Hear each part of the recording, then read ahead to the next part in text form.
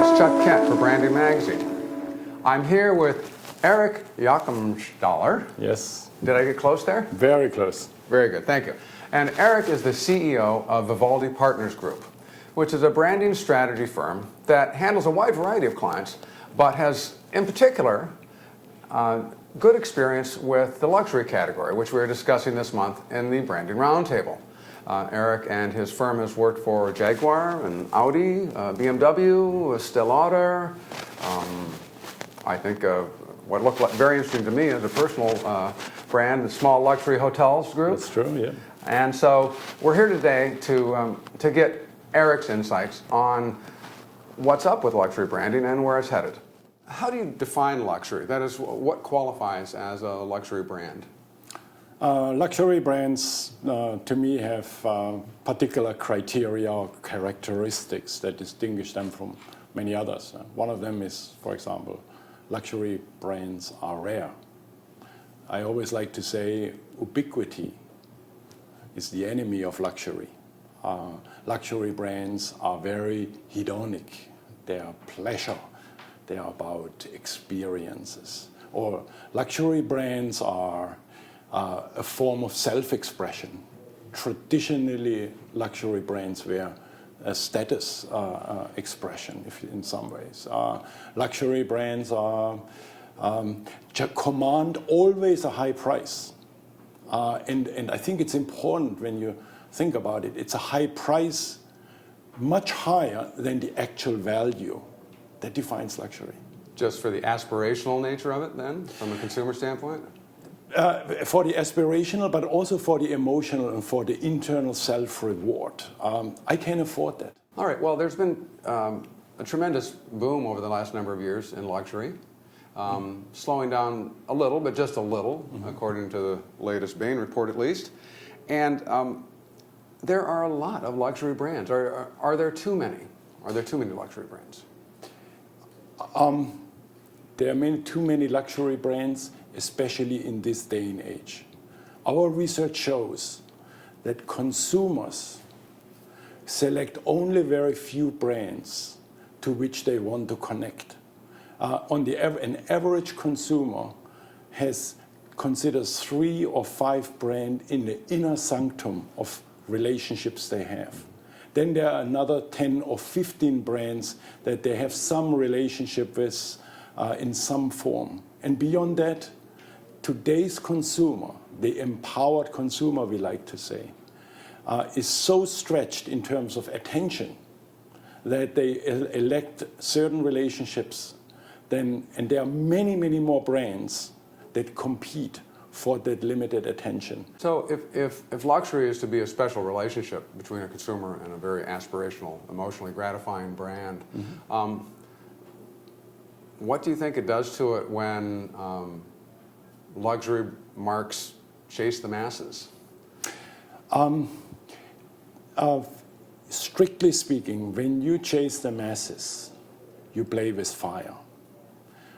Luxury, again, as I said, luxury is defined as being rare.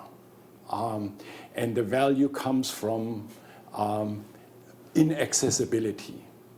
You can make that inaccessibility by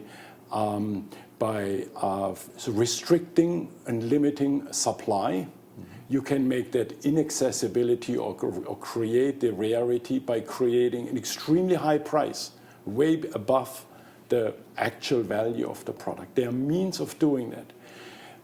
There are ways of democratizing luxury, as we have seen in many examples, and play with masses.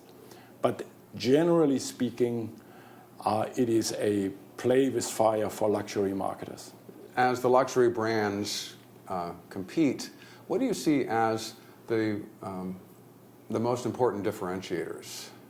My opinion is that luxury always had some very traditional differentiators. And in the next years to come, I think these differentiators will still be important. For example, source is still very important. Certain luxury brands come from certain places. LVMH is a French brand. Part of LVMH is a French mystique. The culture, the Burberry. Burberry may not be anymore manufactured in terms in the UK, but Burberry is a British culture. It's Britishness. It's British celebrities. It's lifestyle. So it's enough to maintain the source of the experience, if not the actual source of the product? That's right. And that is still one of those differentiators for many years to come. Where does innovation fit in luxury? I think that innovation is actually a very important aspect of luxury.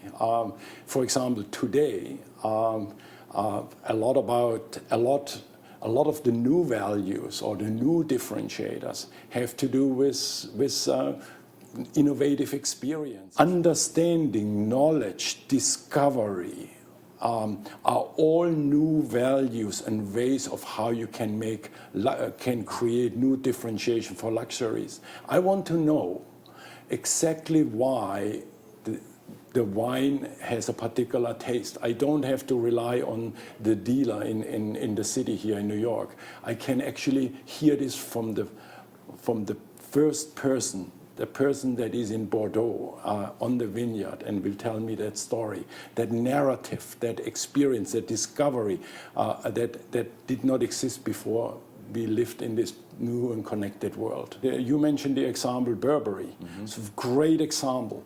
Burberry allows the catwalks that you see there where Dita Von Teese, Anna von Wintour, Karl Lagerfeld, and perhaps David Beckham and Victoria Beckham will sit in the front line. Burberry allows you to watch the rehearsals of those catwalks in Milan or New York or wherever, allows you to watch them 1 hour before the actual catwalk takes place, because they videotape the rehearsals. On the privacy of my home, I can see that. That's a deepening of an experience. But it's also a broadening of the experience, because now it is not only the privileged few people that are invited to the catwalk, that show, or the new collection, that will see it. It is actually millions and millions of consumers. Today, Burberry is one of the most socially connected brands with over 50 million social connections online.